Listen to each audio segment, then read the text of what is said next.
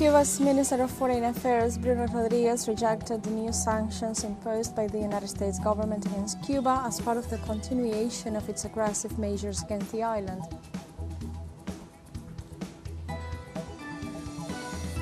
More than 50 political parties in Venezuela began campaigning for votes ahead of the 2025 mayoral and council elections.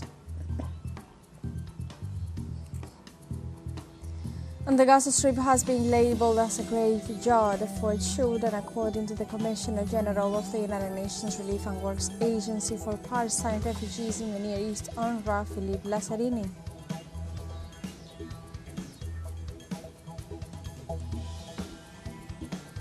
Hello and welcome to From the South. I'm Alejandra Garcia from teleSUR Studios in Havana, Cuba. We begin with the news.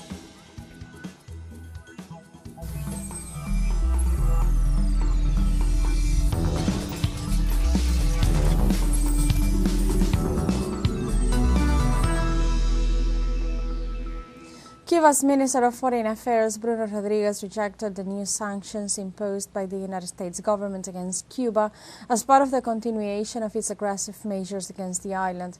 The high official described this new package of sanctions as part of a prolonged and merciless economic war against Cuba, reaffirming that his country and its leaders will not bow down despite the aggression. In turn, the Cuban government pointed directly at the Donald Trump administration for promoting a strategy of regime change through a policy of economic asphyxiation in an attempt to provoke destabilization actions in the country.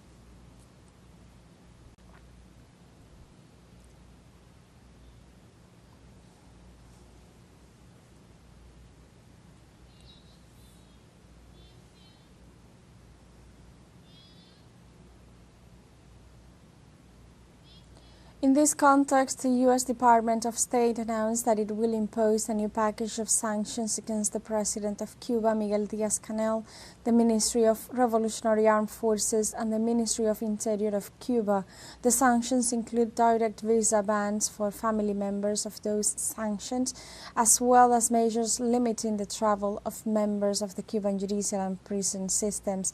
This new package of unilateral coercive measures against the island are in addition to the blockade and restrictions that have been enforced for more than 60 years and coincide with the aggressive plan of Donald Trump's administration against the country.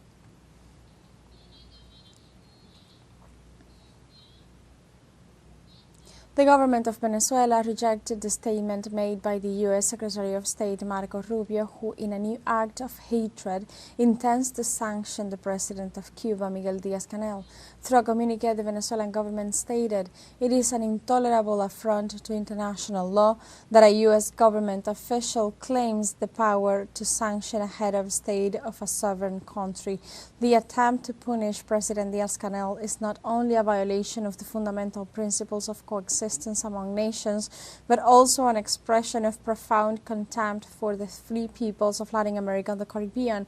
The text continues by affirming that the U.S. Secretary of State is nothing more than a spokesman for rancor and failure, blinded by hatred, self-conscious of Cuba's invincible dignity. He has built his political career on the desire to destroy revolutions that he does not understand and will never be able to overcome. His unhealthy determination against Cuba is condemned to the same fate as all imperial attempts against our America, absolute failure. The communique concluded by pointing out that the imposition of new coercive measures are mere acts of financial piracy disguised as false morality.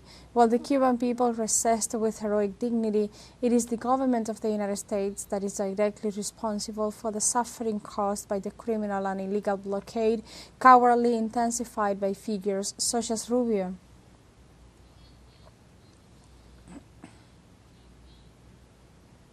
Cuba continues its fight against terrorism, this time unveiling evidence from criminal acts which have been reported to and repeatedly dismissed by the United States government as it continues to protect the perpetrators. Precisely, national media revealed operations directed from U.S. territory, mainly carried out by the organization Cuba Primero with the aim of inciting extreme violence on the island. The institution, which operates under the guise of a political movement, was accused of mobilizing, instructing and paying several citizens to carry out attacks against hospitals, schools and daycare centers. Furthermore, it was revealed that individuals within the organization maintain connections with figures such as U.S. Secretary of State Marco Rubio, evidencing the complicity of the White House in these plans.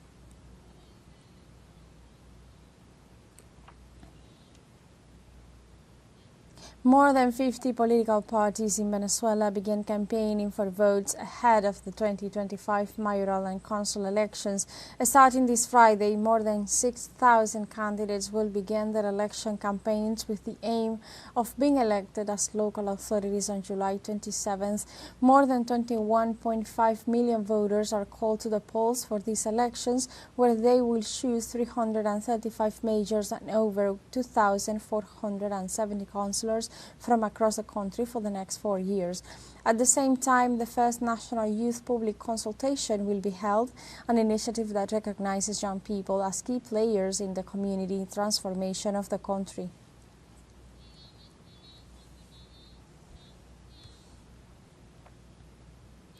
In this context, the chief of the Unified Campaign for the municipal and council elections, Jorge Rodriguez, delivered a speech as the nation readies for the upcoming polls.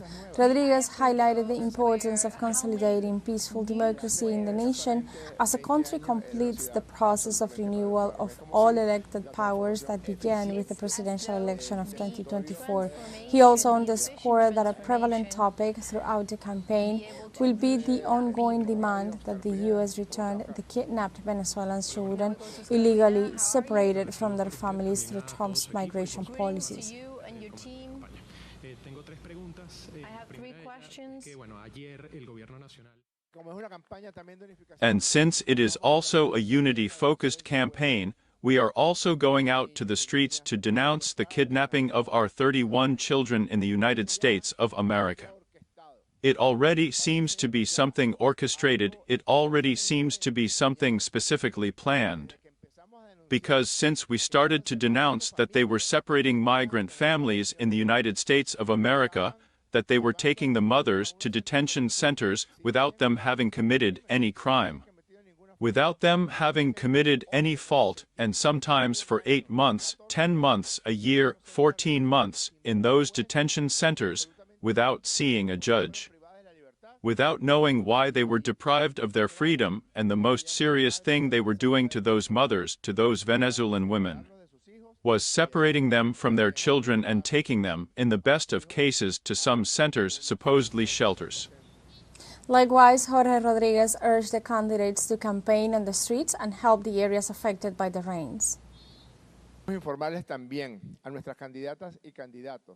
We also want to inform our candidates, mayors and councilmen and councilwomen, that in those areas of the country where the emergency weather conditions and the intense rains have affected homes, roads, agricultural production, livestock production, there are situations of danger for the population.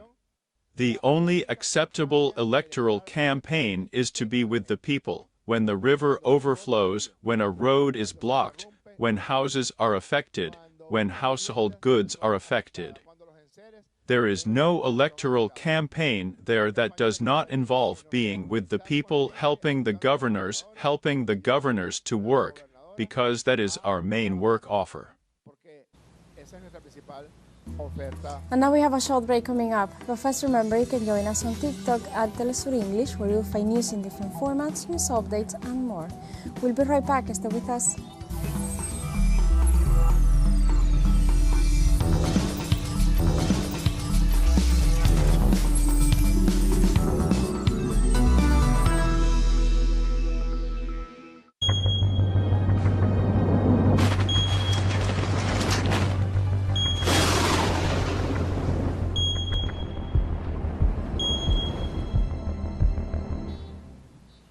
Welcome back to From the South.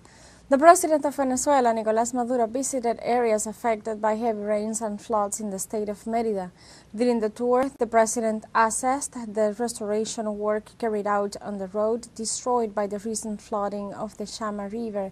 The head of state highlighted the progress made by the brigades distributed in 82 fronts and announced that he will redouble his efforts so that the affected inhabitants may resume their daily routine as soon as possible. President Maduro was accompanied by the first combatant, Cilia Flores, the governor of Mérida, Arnaldo Sanchez, and the vice president of Public Works and Services, Jorge Márquez.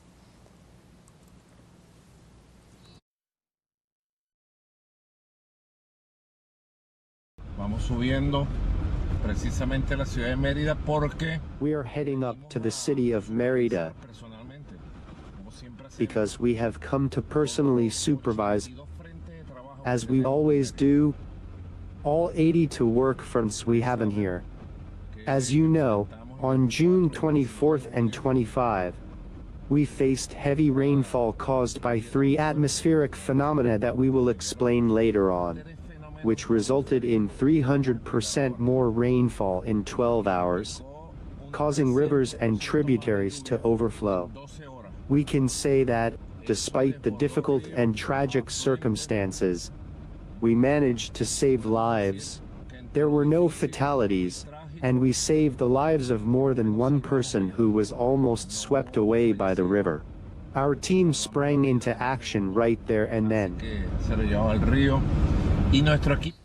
Venezuelan President Nicolás Maduro rejected the attempts by some political sectors to manipulate the distribution of humanitarian aid to the flood-affected areas.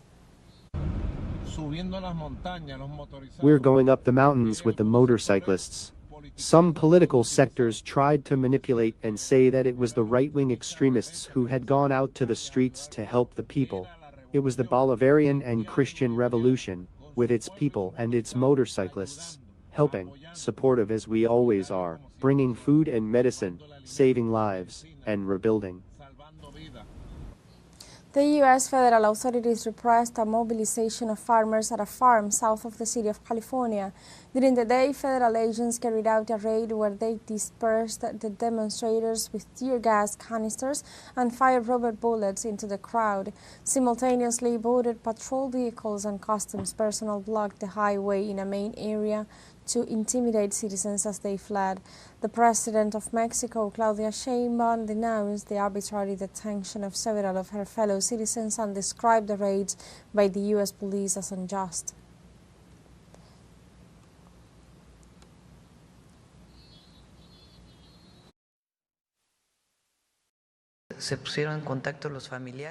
Family members have been contacted, and the consulates are checking the detention centers to find out how many nationals had been detained.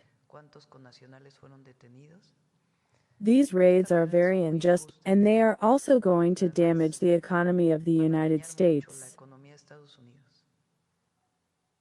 Besides, it is part of the injustice that damages the economy of the United States. The Mexican and other Latin nationalities strengthen the economy of the United States. Without this labor force, what will happen is that the fields of California and other states will not produce.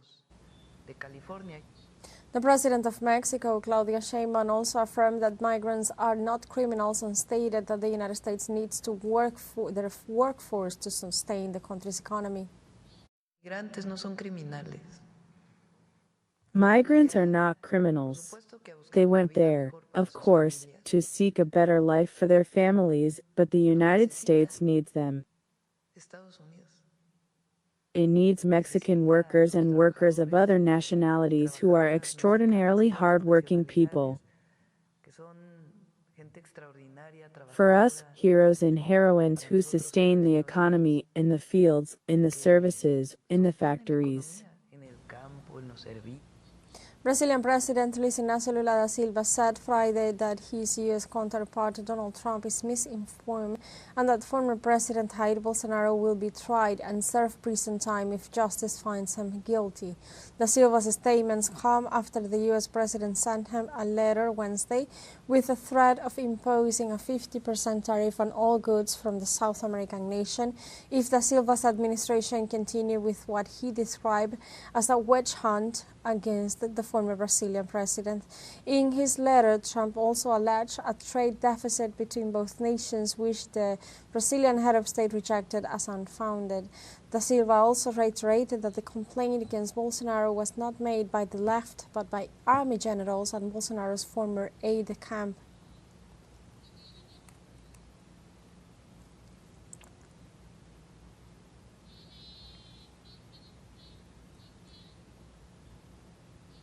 We have a second soul break coming up. Before we invite you to visit our Facebook page at teleSUR English, there you'll be able to watch our top stories, special live coverage and much more. Follow our page and activate the notification button to stay up to date on the world's most recent events. Fun show break, don't go away.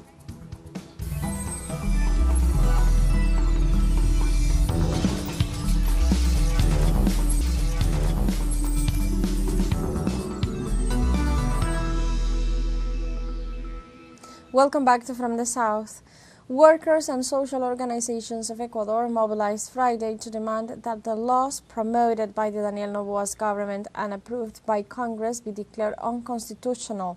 The unions also demanded the revision of the organic law of public integrity, social budget, and the defense of public education.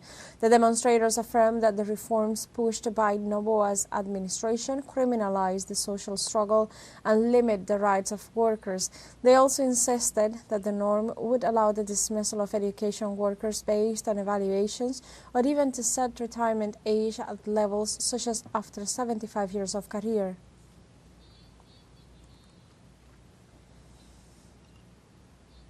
In Haiti, international sanctions affect the people while criminal groups continue to spread terror nationwide. The Trump administration and lately the United Nations have imposed coercive measures on that country, arguing that they are aimed at limiting operative capacities of criminal groups. However, the Haitian population has been the only affected by the unilateral policies that include frozen assets, travel bans, and arms embargo. Meanwhile, criminal groups harass the Haitian people, and that's the situation in Port-au-Prince, capital, as they are currently controlled by 90%. In this regard, local outlets ensure no measure would worth a while, because criminals don't go overseas, they don't purchase lucrative properties, much less on their names, and they don't safeguard the riches in either national banks or offshore banks.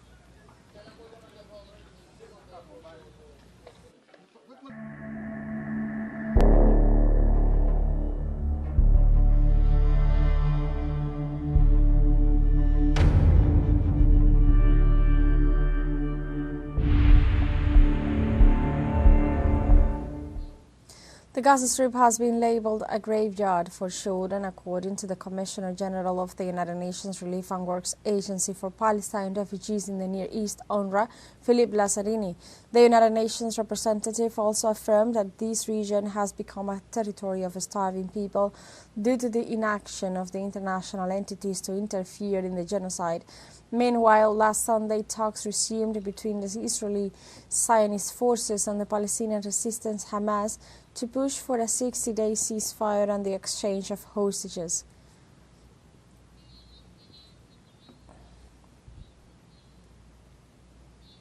In this context, the Palestinian health authorities reported that the number of Gazans killed has increased to almost 800, and while those injured amount to over 4,000 since May 27th in the humanitarian aid distribution centers administered by Israel and the United States.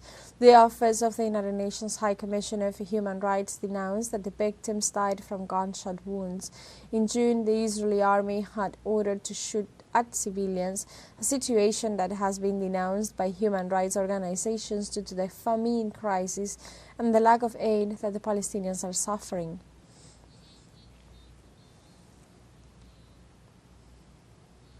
The United Nations Children's Fund, UNICEF, recorded an increase in malnutrition in Sudanese children of up to 46% between January and May 2025. The United Nations organization indicates that in the northern part of the Darfur region, more than 40,000 children were reported to be acutely malnourished. It also detailed that in 9 of the 13 localities of Darfur, the rate of malnutrition exceeded emergency levels, with a risk of worsening if the necessary humanitarian measures are not taken. In addition, UNICEF warns that infant mortality has increased, while the collapse of health services is exacerbating the humanitarian crisis.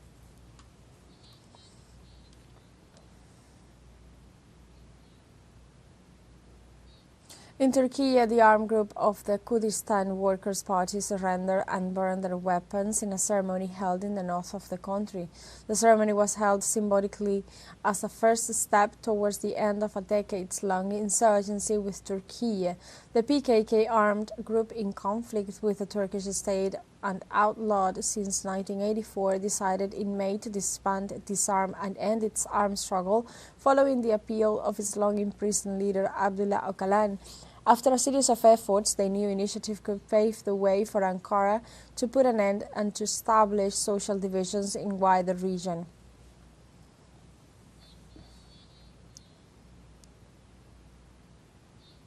And like this, we have come to the end of this news brief, but you can find these and many other stories on our website at telesurenglish.net and join us on social media. We are on Facebook, X, Instagram, Telegram and TikTok as well.